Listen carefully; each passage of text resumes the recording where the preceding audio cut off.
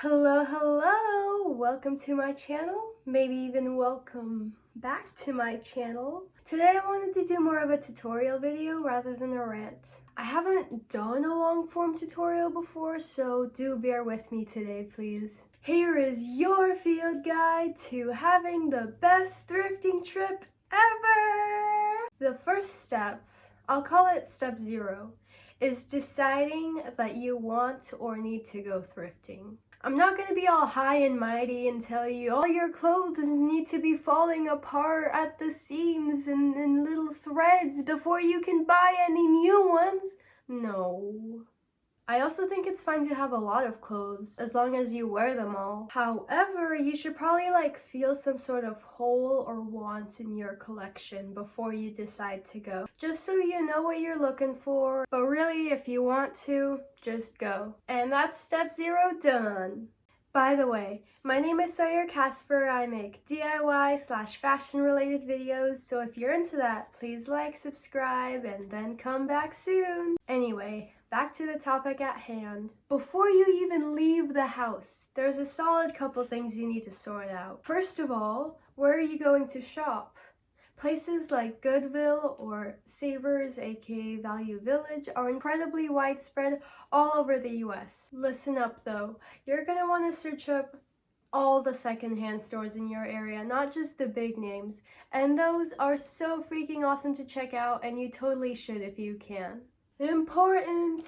There's also thrift store outlets, which is where I usually go to. These places have their stock not organized, and it's all just completely dumped into the bins, and you have to dig through it to find it. And then you pay by pound instead of by the item, and also way cheaper. These are considered the last stop in the thrift store life cycle before they are sent away to the landfill. Now that you know where to go, you should consider figuring out when and how. I'd recommend pulling up at the beginning of the week right when they open, so you pull up right as they restock. If you can find that information online, then go off of that for sure. You want to be the first person to look through that fresh pile of clothes. As for how you get there, transportation, if you have a car or are willing to drive or a friend, then yeah, definitely go that route.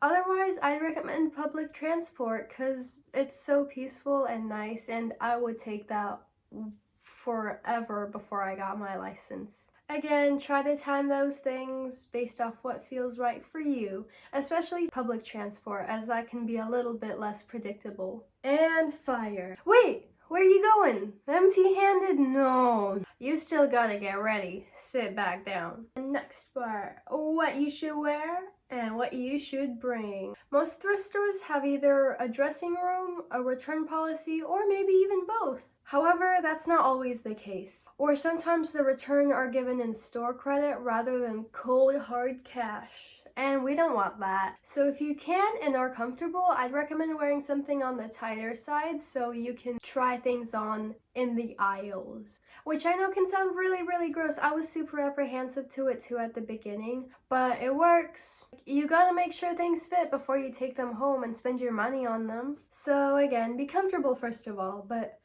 be able to try things on second of all. And then what should you bring? I'm glad you asked. First up, money. Cold, hard cash or card. Hopefully you'll find stuff and you'll need it to buy it. Also, bring your phone and maybe some headphones. Personally, I can't go anywhere without music. I always got an AirPod or two in, or maybe even wired ones. Those are fun. Music gives the thrifting trip a whole different vibe, especially since it's so repetitive of you just digging through the racks and digging and digging and digging. Your trip will be a lot better if instead of listening to the thrift store music, you get to listen to whoever your favorite artist is.